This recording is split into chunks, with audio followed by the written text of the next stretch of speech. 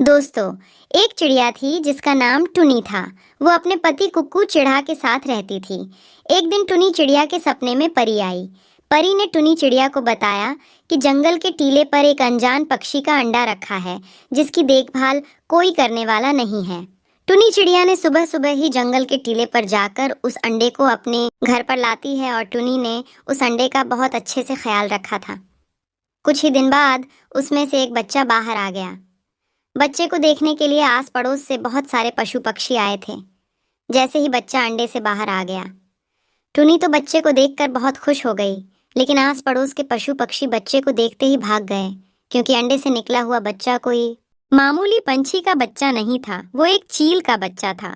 अब तो टुनी चिड़िया और कुक्कू भी उस बच्चे को देखकर घबरा गए, लेकिन टुनी को ये बात नहीं पता थी कि आगे चलकर यही चील का बच्चा सिर्फ टुनी की ही नहीं, पूरे बस्ती के पशु पक्षियों का रखवाला बनने वाला है। टुनी, ये किसका अंडा लेकर आई हो तुम? ये तो चील का बच्चा है। आगे चलकर ये हमारे लिए मुसीबत बन सकता है। तुम अभी अभी इस बच्चे को लेकर यहाँ से चली जाओ और जहाँ से अंडा उठाकर लेके आई थी वहां पर उसे छोड़ दो। नहीं नहीं, ये तो अंडा मुझे परी ने दिया है। मैं इसे इस तरह अकेले नहीं छोड़ सकती। अगर ये बच्चा चील का है तो क्या हुआ, मैं इसे पाल पोस कर बड़ा करूंगी। टुनी की जिद के आगे कुक्कू चिड़िया की एक न चली। टुनी ने अपने बच्चे का नाम मोनू रख दिया। दूसरे ही दिन से सारे पशु पक्षी टुनी चिड़िया को भला बुरा कहने लगे। अरे, ये टुनी चिड़िया हमारी मौत को अपने घर में लेकर आई है। तुम देखना, आगे चलकर जब ये बच्चा बड़ा होगा, ये सबसे पहले हमें खा जाएगा।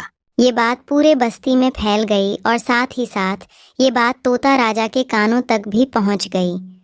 राजा जी ने शाम को मीटिंग बुलाई और उसमें टुनी और कुक्कू चिड़िया दोनों को आने का संदेश भेज दिया। शाम हो गई, सारे पशु पक्षी मीटिंग में शामिल हो गए।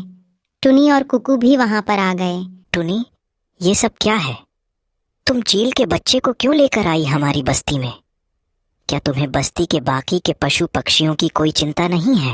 नहीं नहीं राजा जी, ऐसी बात नहीं है।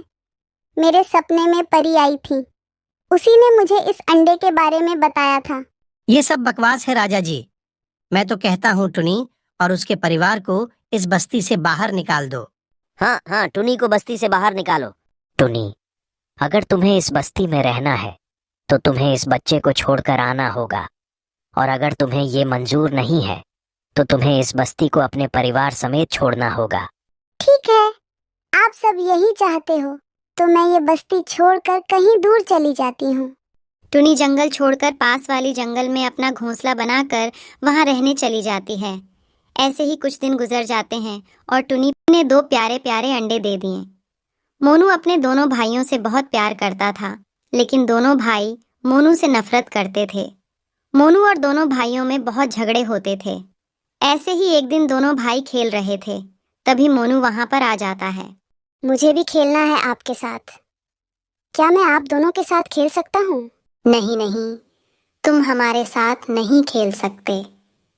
तुम हमारे सगे भाई नहीं हो। ऐसा किसने कहा? मैं तुम दोनों का बड़ा भाई हूँ, मुझे भी खेलने दो ना। नहीं माने तुझे जंगल के टीले से उठाया था। अगर तुझे ये बात झूठ लगती है तो जाके माँ से पूछ, हमने खुद हमारे कानों से सुना है। एक दिन माँ और पिताजी ये बात कह रहे थे।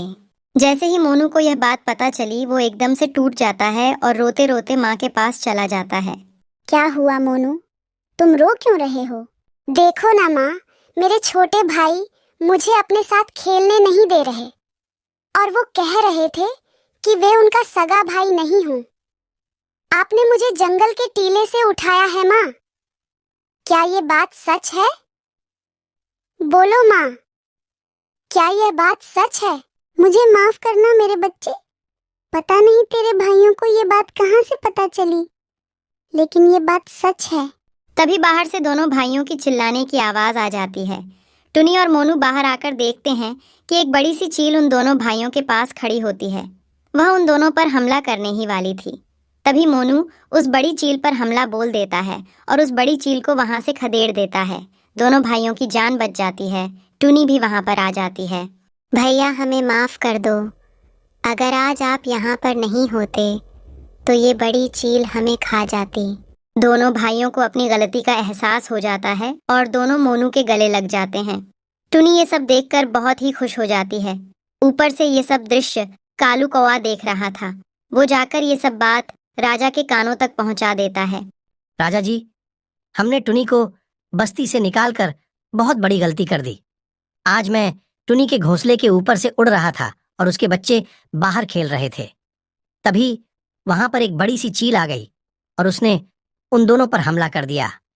तभी टुनी के घोंसले से एक चील का बच्चा बाहर आ गया और उसने उस बड़ी चील का सामना भी किया और उस बड़ी सी चील को खदेड़ दिया। मुझे लगता है कि टुनी ने जिस चील के बच्चे को पाला था, ये वही बच्चा है। हमें टुनी को वापस बुला लेना चाहिए, उसके साथ साथ उसके पूरे परिवार को भी, क्योंकि आए दिन नागराज और बाकी के बुरे पंछी हमारी बस्ती पर हमला कर रहे हैं। अगर ये चील का बच्चा हमारी बस्ती में रहेगा तो यह हमारा रखवाला बन सकता है। तुम सही कहते हो भूरे, हमें टुनी और उसके परिवार को वापस बुला लेना चाहिए। राजा सिपाही पक्षियों द्वारा टुन्नी को वापस बुलाने के लिए संदेशा भेज देता है और टुन्नी भी पिछली सारी बातों को भुलाकर बस्ती में वापस रहने आ जाती है। सारे पशु पक्षी भी चील को अपना लेते हैं। जब भी बस्ती पर कोई संकट आ जाता, मोनू उस संकट का सामना करता था। ऐसे ही आगे चलकर मोनू, टुनी और पूरे बस्ती का रखवाला बन गया।